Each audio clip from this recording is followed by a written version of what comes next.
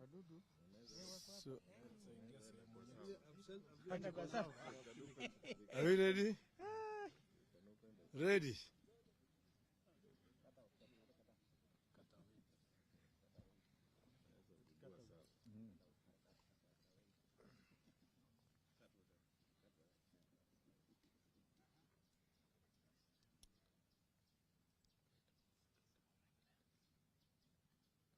Felix, you give a signal.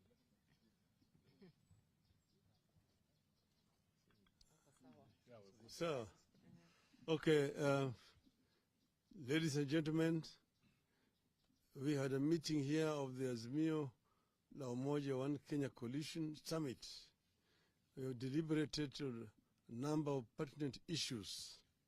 And we have a statement which is going to be read on our behalf by Honorable Eugene Wamalwa.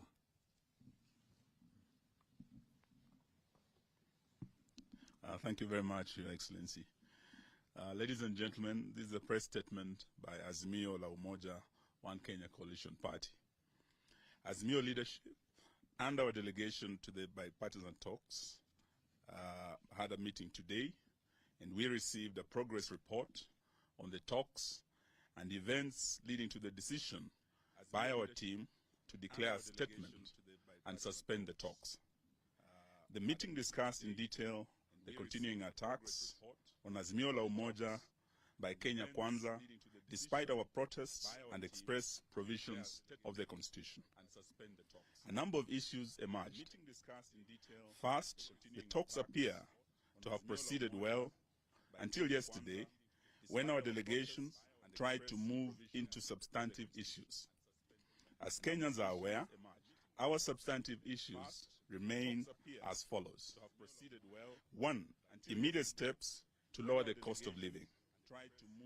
We dare add that cost of living has acquired more urgency in light of the finance bill, the continued rise in the cost of basics like unga, sugar, and fuel, the continuing fall of the Kenya shilling, and the new raft of taxes that the Kenya Kwanza administration is determined to push down the throats of suffering Kenyans. 2. The audit of IEBC election servers. 3. Restructuring and reconstitution of IEBC. 4. An end to the efforts by Kenya Kwanza to incapacitate, kill, or take over other political parties.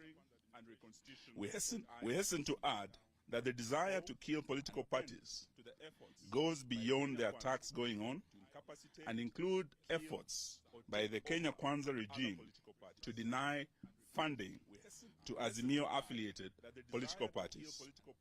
It is a standard procedure that for any team of negotiators to delve into substantive issues, they need to agree to take some preliminary steps that preserve the substantive matters.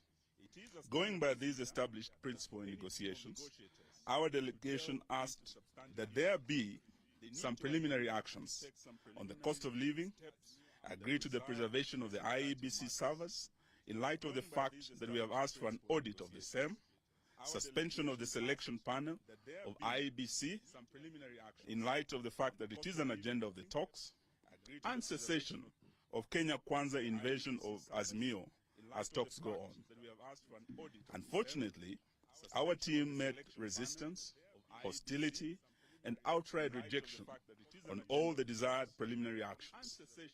Kenya Kwanza could not commit to stop the invasion of Jubilee, preservation of the servers, interim measures at reduction of cost of unga, and suspension of the process of hiring new IEBC commissioners. In other words, Kenya Kwanza wants to continue with the measures that make cost of living even more expensive. They want to interfere with IEBC servers, proceed with the picking of IEBC commissioners, and continue invading Azimio parties. Our delegation therefore came to the decision that if the interim measures cannot be guaranteed, there would be no need to move into substantive issues.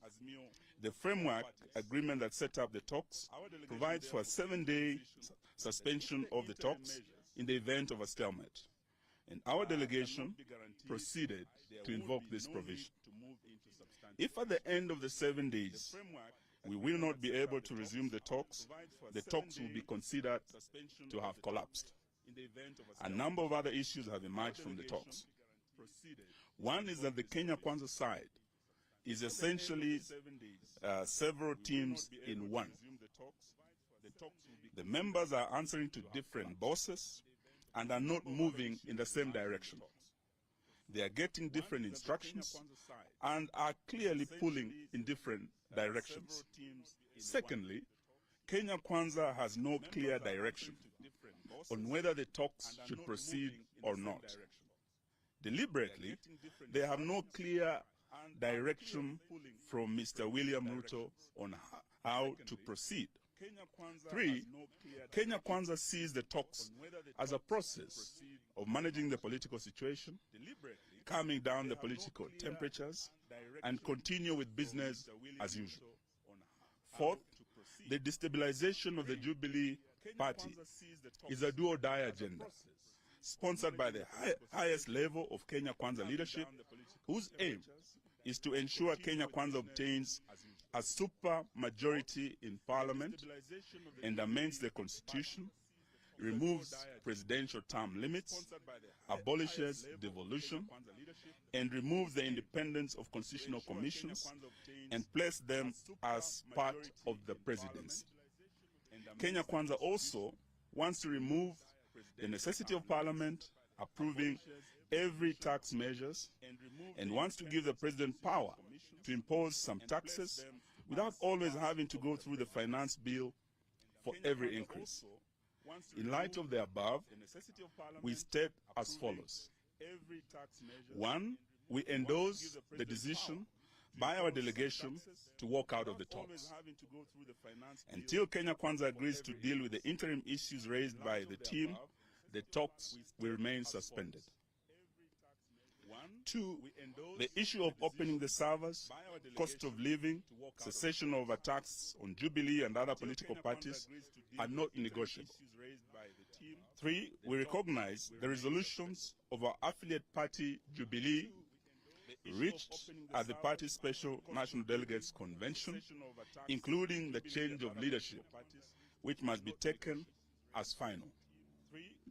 We demand that these resolutions be respected and enforced by the office of the Registrar of Political Parties. 4, Kenya Kwanza must make no mistake that Azimio will do everything possible to protect its affiliate parties from these heinous attacks. We ask all Kenyans to join us in protecting multi-party democracy, for which many Kenyans lost their lives. 5, all Jubilee Party members of Parliament who have crossed the floor and joined Kenya Kwanza must go for by-elections. Those who hold their positions by virtue of their nomination by Azimio must have their nominations revoked. The Registrar of Political Parties, Mrs. Anne Deritu, must leave office in view of clear manifestations that she has been co-opted into partisan and illegal schemes by Kenya Kwanza to cripple instead of protecting political parties. Anne Deritu no longer enjoys the confidence of her clans, who are political parties, and whom by her mandate she is supposed to strengthen, not to weaken as she is doing. The meeting resolved and has given authority to our team in the bipartisan talks to issue a notice of dissolution of the talks in the event that Kenya Kwanza will not publicly accede to the interim measures within 6 days, in line with the provisions of the framework agreement. This notice ends on Tuesday next week. Thereafter, the Azimio coalition will communicate our next course of action at our PG next week on Tuesday.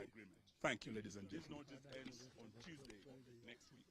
Yes, then this Friday, the Azimio leadership has been invited by the leader of the Wiper Democratic Movement, His Excellency Stephen Kalonzo Musyoka, to a meeting in Yatta. So we will start on Friday in Ukambani, where we'll gather as the Azimio family, and we want to thank His Excellency for hosting us. Then on Tuesday again, we will meet and make a major statement. Thank you, ladies and gentlemen. So we will start on Friday in Ukambani, where we'll gather as the Azimio family.